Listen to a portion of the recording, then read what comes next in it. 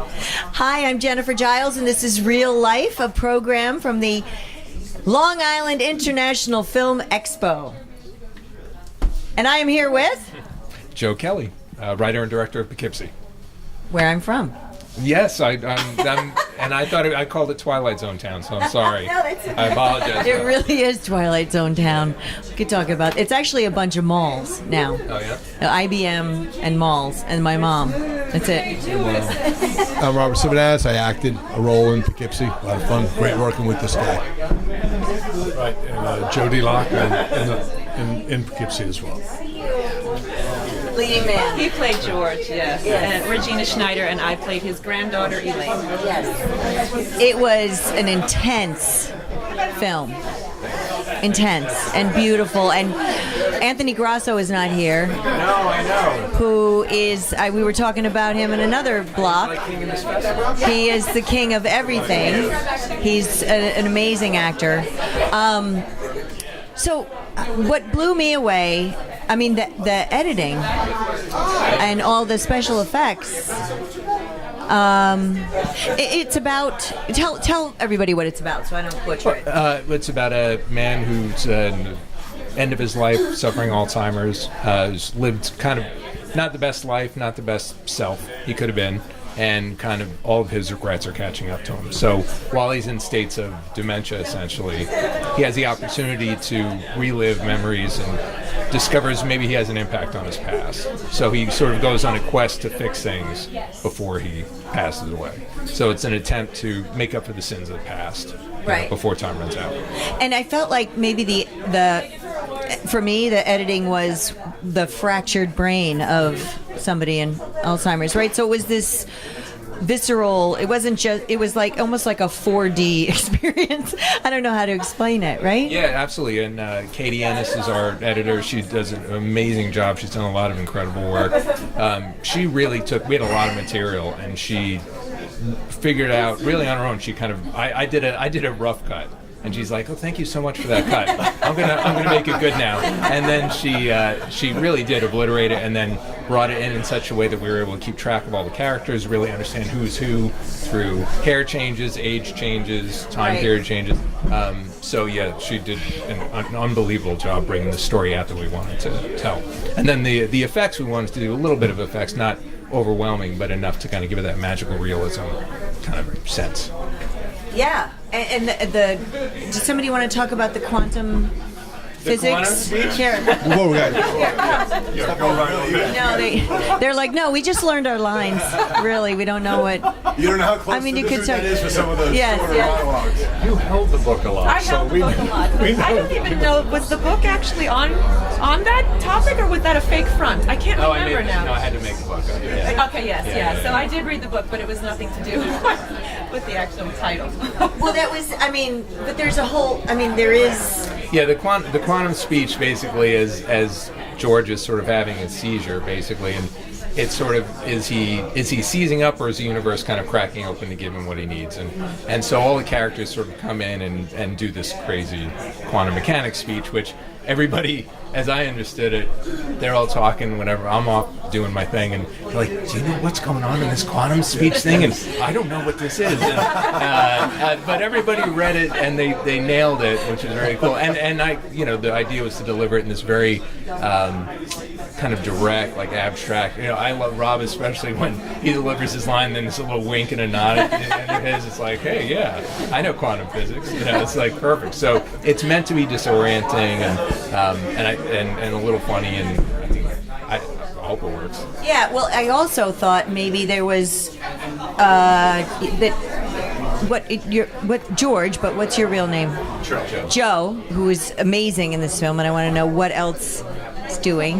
That maybe it was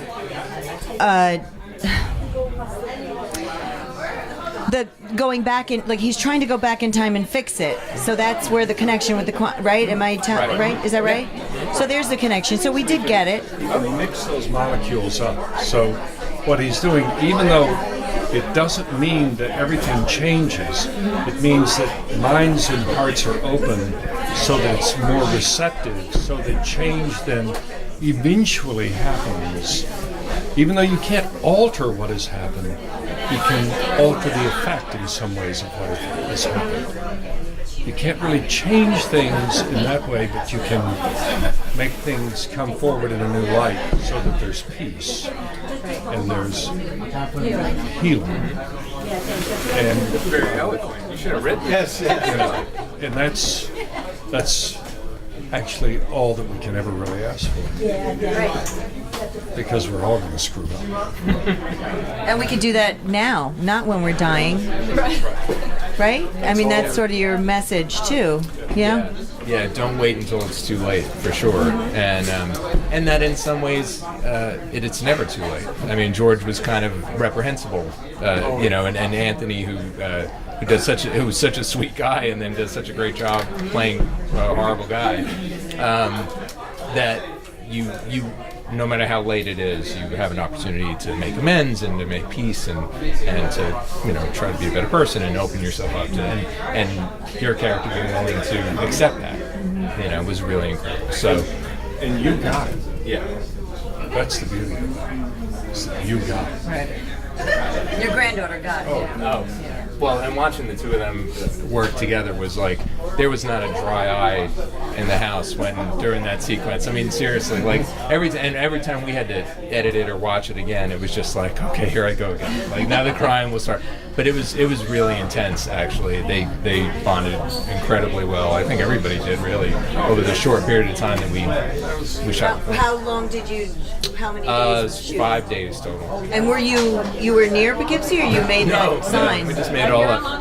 Yeah, right. I was here. trying to think, where is that sign? I know Poughkeepsie. No, we built Poughkeepsie, half a mile. Yep, built the sign. That was over at Cedar Creek Park. We shut down the park for a little while. Had toy airplanes flying around every time we wanted to do noise, that sort of thing. One of the things I really love about the piece is like you just viewed it, and people are going to absorb this at different rates. Like you just saw it, and you kind of just a light went off when you described out loud in words what the time travel thing was about in the story. So that's what it's going to be like for a lot of people. So a lot of things happen in a short amount of time, and as you go home and you think about it, it unravels. It's really great that way. Yeah, it's one of those films that people are sitting around, they're having a drink now and they're talking about and trying to figure it out. And so let's talk to the actors a little bit. Yeah, right. I love actors. What are you doing now? Or what's coming up? I'm actually taking a break this summer.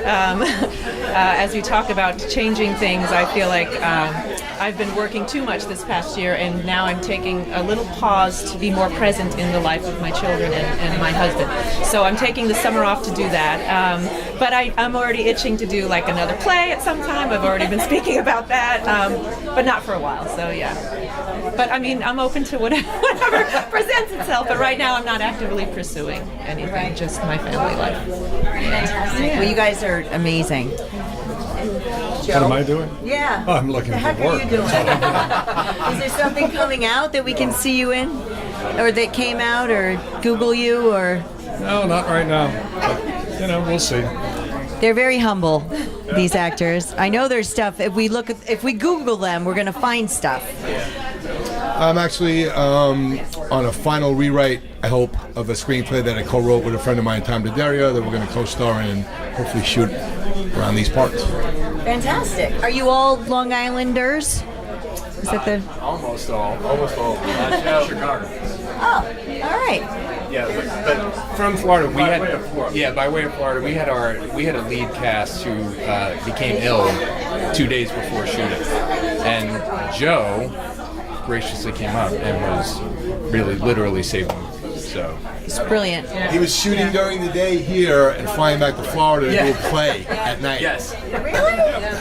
yeah, it's no big deal. It's like, this is what actors do. Well, we knew we could do it. Yeah. We had a window of time. We changed a little bit of this and a little bit of that. Through quantum physics. That's right. You had these little balls of light. Yes, exactly. That's right. He was here and in Florida at the same time at different ages. It worked out perfect. Let me see, Delta, JetBlue, and my wife picking me up at the airport and driving into the theater and making it in time for the calls and doing that and everything else, and you picking me up and all of that. Yeah, it worked out perfectly. Well, I wouldn't have known that. That's interesting. This was a wonderful experience. Thank you so much for this film, and thank you for coming to LIIFE. Oh, thank you. Yeah.